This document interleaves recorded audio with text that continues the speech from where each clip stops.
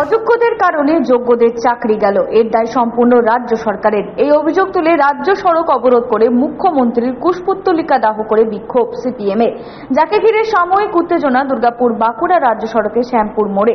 প্রায় 8 ঘন্টা ধরে চলে অবরোধ হঠাতে গেলে কোক ওপেন থানার পুলিশের সাথে শুরু হয় বচসা, যাকে ঘিরে সাময়িক উত্তেজনা পরিস্থিতি তৈরি হয়। এসএফআই এর জেলা সভাপতি সুদীপ তুরি জানান, দুর্নীতিবাজদের আড়াল করার জন্য অযোগ্যদের তালিকা দিতে পারেনি রাজ্য সরকার, যার মাসুল গুনতে হচ্ছে যোগ্যদেরও। তারই বিরুদ্ধে আজকে তাদের এই আন্দোলন।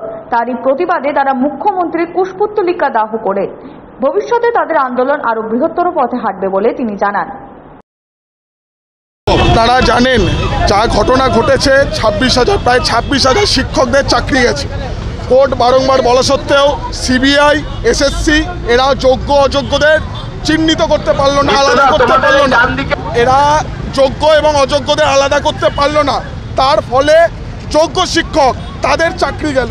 তার মানে বোঝা যাচ্ছে যে গোটা রাজ্যে কিভাবে দুর্নীতিবাজ এবং দুর্নীতি রাজ চলছে এই মমতা ব্যানার্জির নেতৃত্বে, এবং তারই ফল আজকে এই যোগ্য শিক্ষকদের অযোগ্যদের কারণে যোগ্য শিক্ষকদের চাকরি গেল। তারই প্রতিবাদে আজকে আমাদের প্রতিবাদ সভা, পথ অবরোধ, মিছিল। আগামী দিনে আরও এই সংগ্রাম চলবে। এই দুর্নীতিবাজের সাথে যুক্ত, চাকরি নিয়ে দুর্নীতি করেছে, টাকা খেয়েছে, সেই সমস্ত তৃণমূল নেতাদের, মন্ত্রীদের, বাকিদের প্রত্যেককে গ্রেপ্তার করতে হবে, অবিলম্বে শাস্তির কাঠগড়ায় দাঁড় করাতে হবে। সনাতন গড়াই, 99 নিউজ বাংলা, দুর্গাপুর।